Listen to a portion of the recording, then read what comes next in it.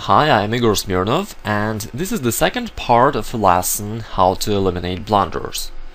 Here we'll keep revealing some simple yet very effective techniques that will make you a blunder-free player. If you haven't seen the first part of this lesson yet, I strongly advise that you do it now. You can find a link below this video, and after that you can proceed to the second part. Okay. And before we move on to the next advices, let's quickly recollect what we've been talking about in this lesson.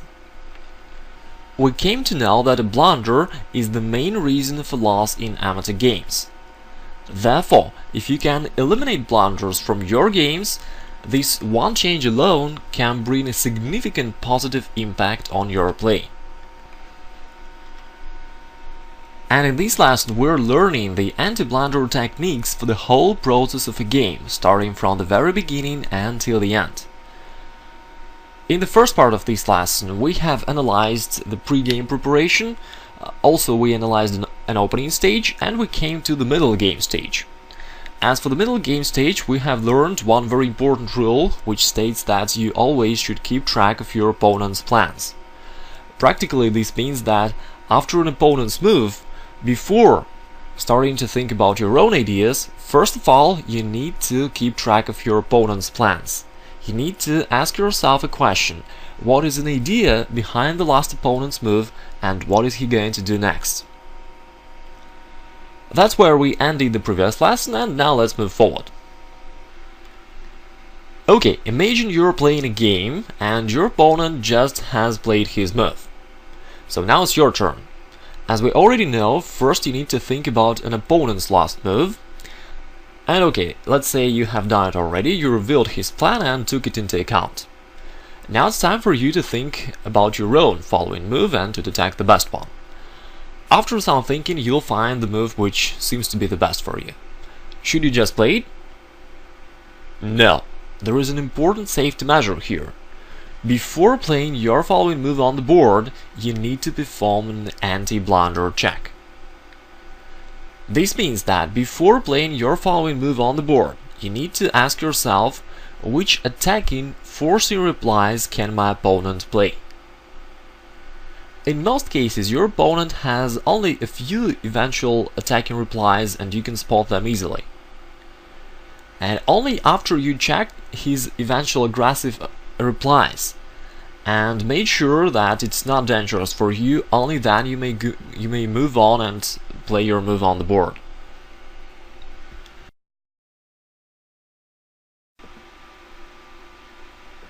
In this position, white played rook to f3. It makes sense. White wants to push away the black's queen and maybe play e4 on the next move. However, white forgot to perform the anti-blunder check. White forgot to ask himself, which forcing attacking replies can my opponent play? Otherwise, he would certainly notice that black can take rook takes d5 using the back rank weakness. The following variation is very simple, and all the following moves are completely forcing. Rook d1, bishop f1 is the only move, rook takes, king goes to g2, and knight takes e3, forking the white's king and queen and getting a decisive material advantage. The white player is in the list of the world's 100 best players, so why did he overlook this simple variation? As we already know, he simply forgot to perform the anti-blunder check. That's why I insistently recommend that you perform it always. Before playing your following move on the board, ask yourself which attacking, forcing replies can my opponent play.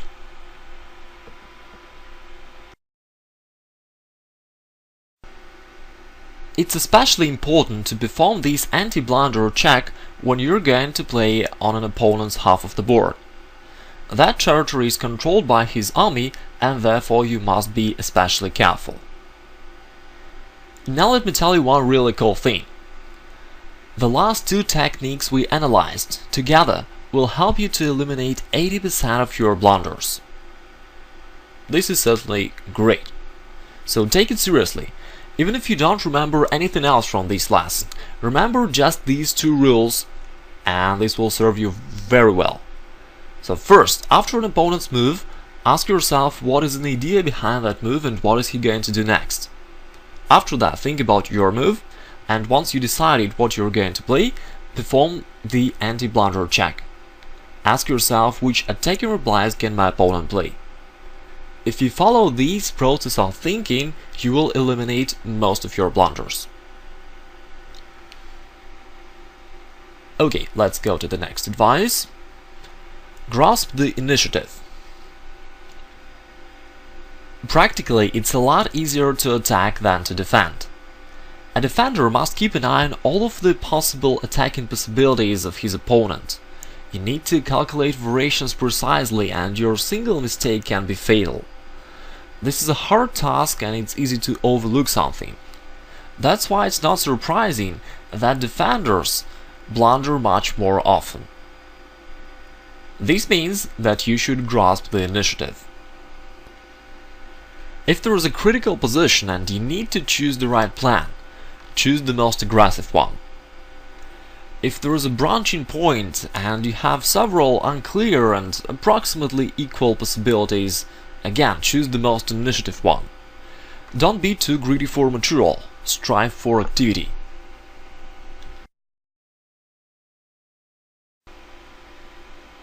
This is a pretty standard position of Queen's Indian defense, and here white can use a typical positional sacrifice d5.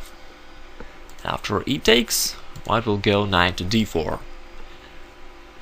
It favors white's activity, opens the diagonal for the white's bishop, the knight can go to f5 in the future, and all in all it gives white more initiative position. Of course, it's impossible to evaluate all consequences of this sacrifice, but still it makes sense to use this variation. Keep in mind that it's easier to attack than to defend.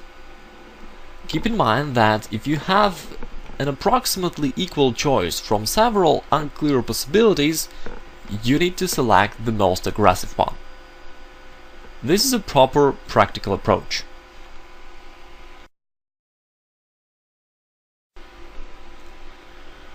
Here's another typical situation, and now black has a choice. He can either take the c4 pawn or not.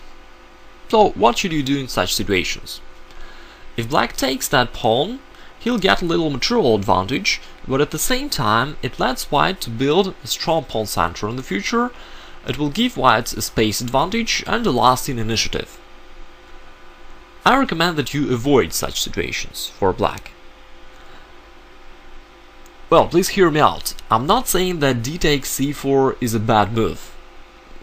It's good, and for a computer it's probably the best choice. But we're humans, and we dislike defense, and it's hard for us. That's why from the practical standpoint, I recommend that you avoid such situations when you give initiative to your opponent.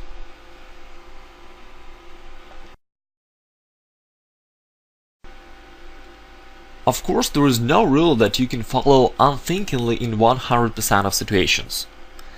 Sometimes there may be an exception, and of course you need to evaluate a certain specific position before making a final decision. Nevertheless, in most cases this rule works, and you should grasp the initiative. Let your opponent to be a defender and make blunders.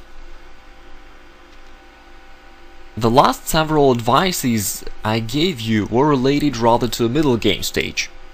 At the same time, a majority of oversights happen in a time trouble, so in an endgame or in blitz games.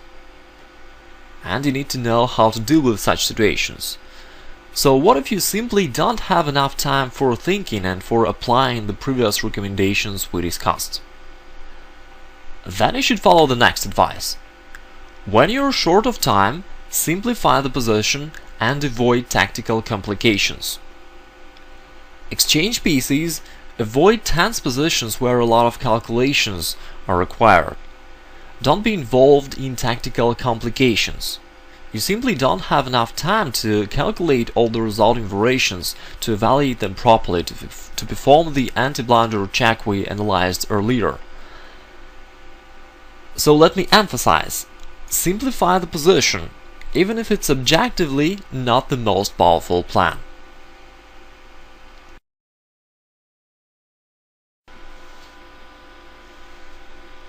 what is the best move for black here? Well, first of all, we can see that black definitely has an advantage. He has 2 extra pawns and more active position, and nearly all the white pieces are hanging. Still, black needs to detect the best move. Obviously, black can grab the rook, and it looks like the most powerful idea.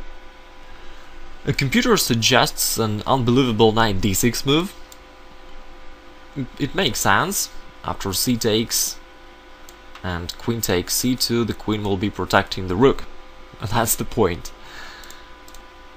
And also knight d6 opens the 4th rank for the queen and covers the f5 square for the moment. So maybe knight d6 objectively is the most powerful solution. Okay, so how do you think? How should black play here? Queen to take c2, knight to d6? Well, let me also mention that at this point black was in time trouble. It's my game, so I know it. And in such situations, when you're tight in time, going into the lines like queen to c2 is wrong, because there you need to calculate a lot of the variations, like queen to f5. White tries to give a perpetual check, so maybe black should go king to h6, white will go bishop c1, and this is a complicated tactical position, and when you're tight in time it's easy to overlook something. A lot of well-played games have ended with an annoying loss because of a sudden oversight in one of such tricky variations. That's why when you're tight in time it would be wrong to go onto the line like this. So let's go back. In the actual game, instead of choosing one of the aggressive possibilities, black played queen to c6. It avoids any tactical complications, it favors exchange, and it makes all the black pieces protected. Now all the black pieces are protecting each other.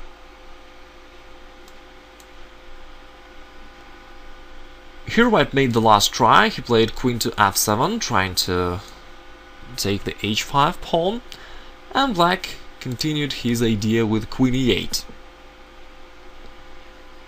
offering either an exchange of the queens or white has to go back. And white really did. He played queen to c4, then rook to d4, and now the white's attempt for an activity is over. The white's initiative has gone.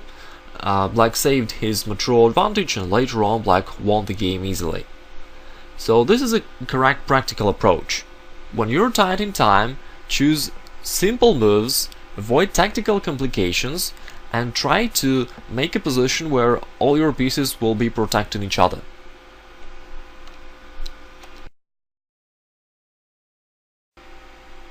So far we've been talking about the process of playing. Let me also give you a hint for your training. Solve tactical puzzles looking at the board from the other side.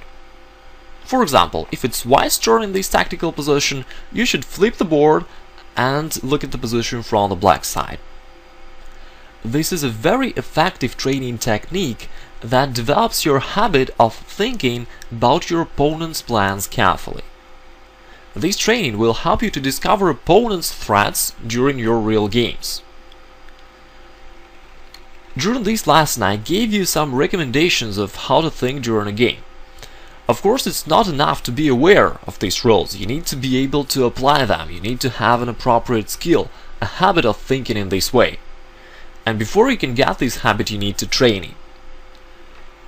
While solving tactical puzzles from the other side, you develop this habit exactly. You develop the habit of thinking about your opponent's plans and ideas carefully. Don't underestimate the power of this advice. This is very good. I've tested it with a lot of my students and it brought great results always. Let's give it a try right now.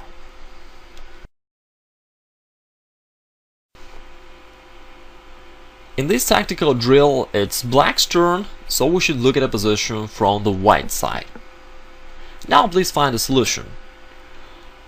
You may pause the video, find the best move, and after that you will resume the video and we'll discuss your solution. Please do it now.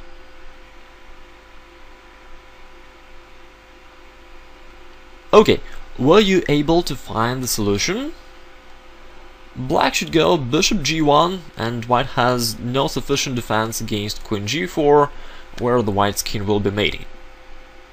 In fact, this is a pretty simple position, it's nearly mating too, but still it's not that easy for us to find the solution when you look at a position from the white side.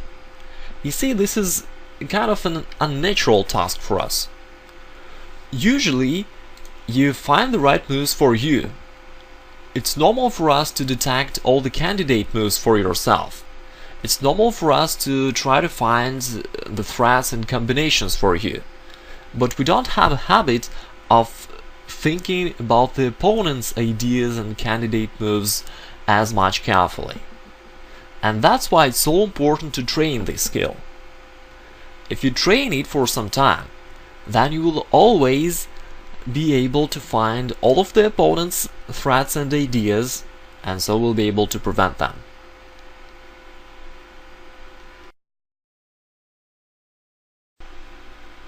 In this lesson, I have given you 8 powerful anti-blunder techniques. Even if you implement only a few of them, this will improve your results a lot. I strongly recommend that you allot some time to train each technique. Here's what I recommend you to do. Go over these 2 lessons once again quickly. Write down and remember 8 recommendations I gave you. Think exactly how you're going to implement them in your play, and allot some time to train each technique. Then it will really bear positive impact on your practical results, and you'll feel the difference instantly. I'll be glad to know about your results, so feel free to write about your results in the comments below this video, and talk to you in the next lessons. I wish you many nice victories.